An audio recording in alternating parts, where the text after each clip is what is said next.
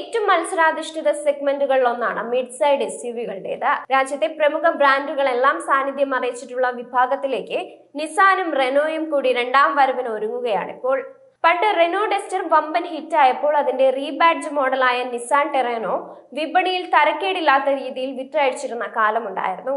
ഇപ്പോഴിതാ ഡസ്റ്റർ ഇന്ത്യയിലേക്ക് തിരിച്ചു വരവിന് ഒരുങ്ങുന്നതിനാൽ ഇതിനെ അടിസ്ഥാനമാക്കിയുള്ള പുത്തൻ എസ്യുവിയെ നിസാനും പുറത്തിറക്കുമെന്ന് സ്ഥിരീകരിച്ചിരിക്കുകയാണ്. റെനോ ഡസ്റ്ററിന്റെ വരവ് ഇതിനോടകം ഹൈപ്പ് ഉയർത്തിയിട്ടുണ്ടെന്നതിനാൽ മാഗ്നറ്റിലൂടെ സ്വീകാര്യത ലഭിച്ച നിസാൻ പുറത്തിറക്കുന്ന എസ്യുവി വാങ്ങാനും ഇവിടെ ആളുണ്ടാവുമെന്നത് പ്രത്യേകം പറയേണ്ടതില്ല.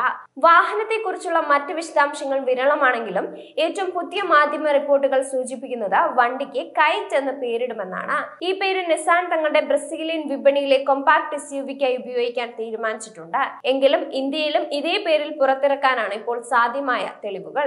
റെനോ ഡസ്റ്ററുമായും അതിന്റെ 7 സീറ്റർ മോഡലായ ബോറിയലുമായും പങ്കിടുന്ന പ്രാദേശികവൽക്കരിച്ച CMF-B പ്ലാറ്റ്ഫോമിനെ അടിസ്ഥാനമാക്കിയായിരിക്കും വണ്ടിയുടെ നിർമ്മാണം പൂർത്തിയാക്കുക.